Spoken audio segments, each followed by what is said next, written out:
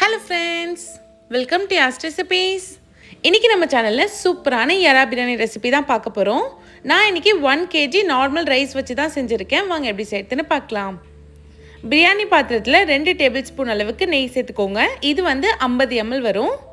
இது கூடவே எண்ணெய் சேர்த்துக்கலாம். 150 ml எண்ணெய் சேர்த்திருக்கேன்.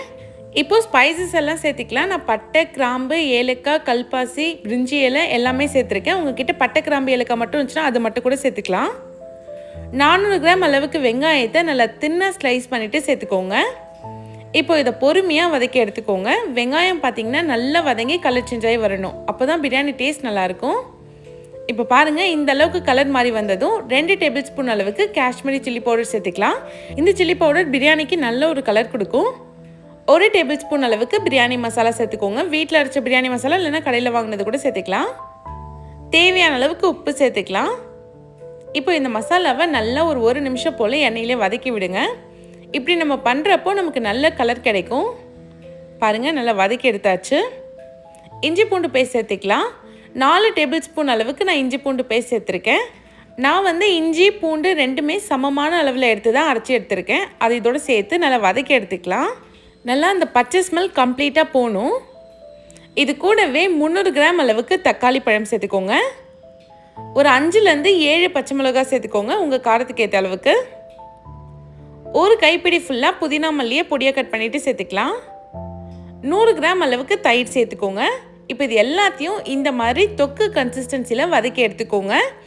இந்த மாதிரி நல்லா வதங்கி வந்துச்சுனாலே உங்கள் பிரியாணி டேஸ்ட் சூப்பராக இருக்கும். இப்போ க்ளீன் பண்ணி வச்ச 1 கிலோ எறா சேர்த்துக்கலாம்.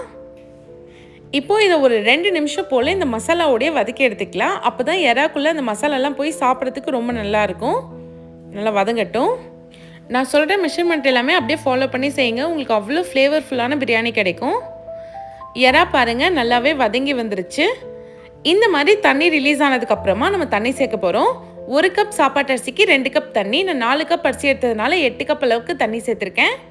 இப்போ இதை நல்லா மிக்ஸ் பண்ணி விட்டுடலாம். நீங்கள் இதே பாஸ்மதி அரிசி எடுத்தீங்கன்னா 1 கப் பாஸ்மதி அரிசிக்கு 1.5 கப் அளவுக்கு தண்ணி சேர்த்துக்கோங்க. இப்போ இதில் ஒரு எலுமிச்சை பழத்தை முழுசாக பிழிஞ்சு சேர்த்துக்கலாம். தண்ணி நல்லா கொதிச்சு வரணும். இந்த அளவுக்கு நல்லா கொதிச்சதுக்கப்புறமா தான் நம்ம அரிசி சேர்க்கணும். 4 கப் அளவுக்கு சாப்பாட்டு அரிசியை 30 நிமிஷம் நான் ஊற வச்சு வச்சுருக்கேன். அது இதோடு சேர்த்துக்கலாம். சேர்த்துட்டு நல்லா ஒரு வாட்டி கலந்து விட்டுருங்க. கேஸ் வந்து மீடியம் ஃப்ளேமில் வச்சு இதை ஒரு 5 நிமிஷம் நல்லா வேக வச்சு எடுத்துக்கலாம். தண்ணி நல்லா இந்த மாதிரி கொதிச்சு அரிசியும் தண்ணியும் இந்த மாதிரி சமமாக வரணும். இந்த ஸ்டேஜில் தான் நம்ம தம் வைக்கணும். கேஸை நல்லா லோ ஃப்ளேமில் வச்சு 20 நிமிஷம் தம் போட்டு எடுத்துக்கலாம். இப்போ 20 நிமிஷத்துக்கு அப்புறம் ஓப்பன் பண்ணி பார்த்தீங்கன்னா நல்லா கம்மன்னு சூப்பரான எறா பிரியாணி ரெடி ஆகிடுச்சு. பிரியாணியை பார்க்குறப்பவே தெரியும் நல்லா கலர்ஃபுல்லாக சூப்பராக வந்திருக்குன்னு.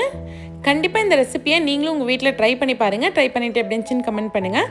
வீடியோ பிடிச்சிருந்தா யாஸ் ரெசிபி சேனலை சப்ஸ்கிரைப் பண்ணிவிடுங்க. தேங்க்ஸ் ஃபார் வாட்சிங்.